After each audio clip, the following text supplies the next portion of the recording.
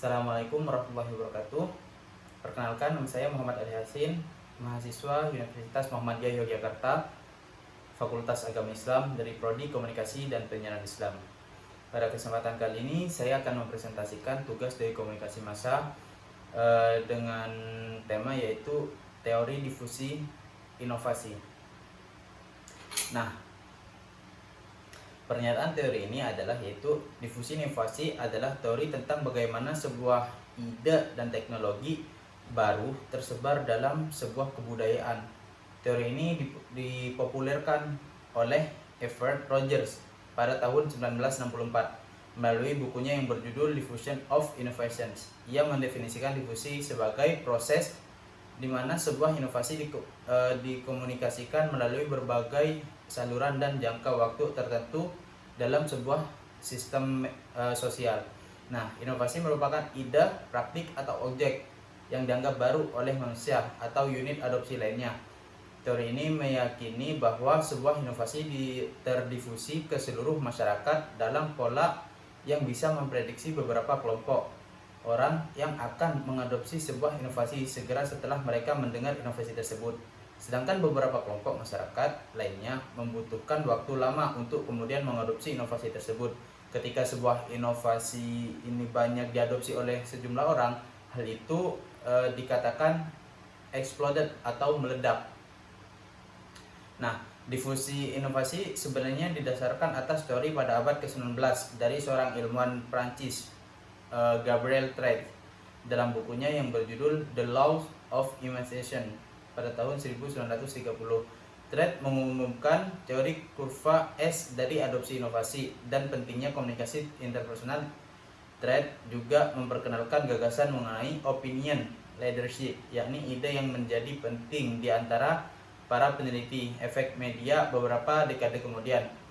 Tarde melihat bahwa beberapa orang dalam komunitas tertentu merupakan orang yang memiliki ketertarikan lebih terhadap ide baru dan hal-hal teranyar, sehingga mereka lebih berpengetahuan dibanding yang lainnya. Nah, orang-orang ini dinilai bisa mengaruhi komunitasnya untuk mengadopsi sebuah inovasi. Kemudian sejarah teori tersebut yaitu munculnya teori difusi inovasi dimulai pada awal abad ke-20, tepatnya pada tahun 1903, ketika seorang sosiolog Prancis, Gabriel Tarde, memperkenalkan kurva difusi sebenarnya S atau S-spread diffusion curve. Nah, kurva ini pada dasarnya digambarkan bagaimana suatu inovasi diadopsi seorang atau sekelompok orang dilihat dari dimensi waktu. Nah, pada kurva ini ada dua sumbu, di mana sumbu yang satu menggambarkan tingkat adopsi dan sumbu yang lainnya menggambarkan dimensi waktu. Nah, pemikiran Tarde menjadi penting karena secara sederhana bisa menggambarkan kecenderungan yang terkait dengan proses difusi inovasi.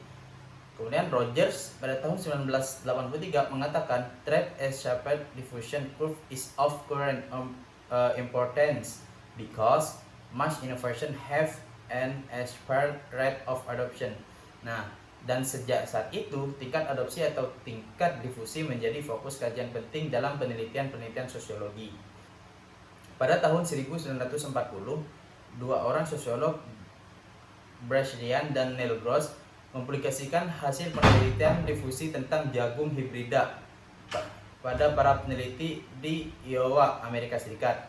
Hasil penelitian ini memperbarui sekaligus menegaskan tentang difusi inovasi kurva S. Salah satu kesimpulan penelitian Ryan dan Gross menyatakan bahwa the rate of adoption of the agricultural innovation followed an S-shaped normal curve when plot on cumulative basis over time.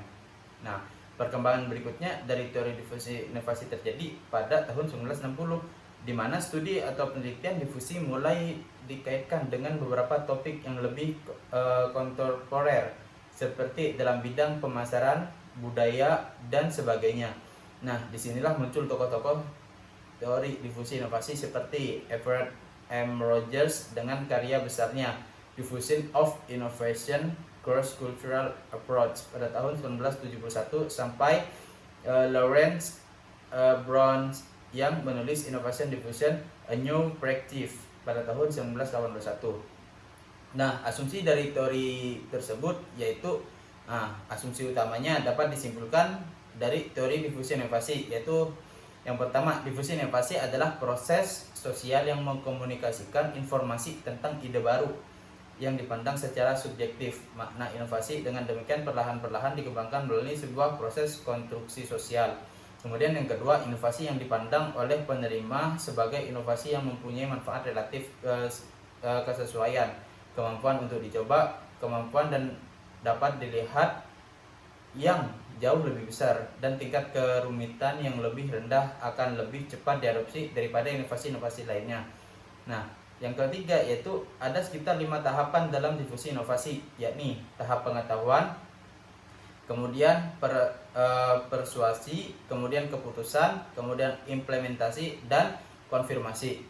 Kemudian yang keempat, ada 5 tipe masyarakat dalam mengadopsi inovasi, yakni inovator, kemudian early adopter, kemudian early majority, kemudian late majority, dan laggard.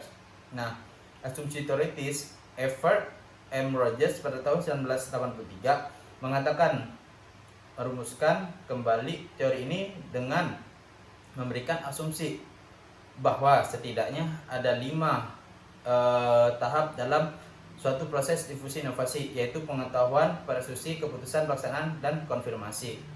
Kemudian contoh dari kasus ini yaitu contoh yang menerapkan teori difusi inovasi, yaitu berkembangnya sistem pendidikan seiring kemajuan dan berkembangnya ilmu pengetahuan dan teknologi atau iptek.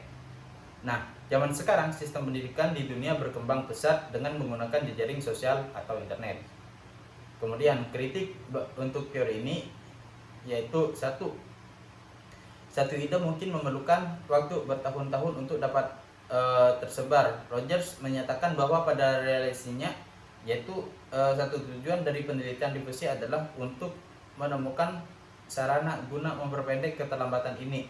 Nah, setelah terselenggara suatu inovasi akan menyampaikan konsekuensi,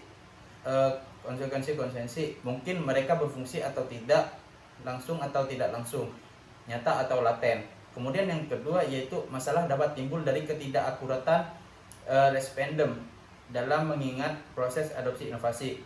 Kemudian yang ketiga yaitu inovasi cenderung memperlebar kesenjangan kaya atau miskin. Nah, kemudian kalau misalkan dari pendapat saya sendiri, teori difusi inovasi ini tersebut sudah memiliki banyak keunggulan pada bidangnya masing-masing. Nah, tapi ada catatan penting yaitu perlu diperbaiki lagi dari beberapa kritikan tersebut sehingga teori ini bisa menjadi sempurna. Sekian dari saya. Assalamualaikum warahmatullahi wabarakatuh.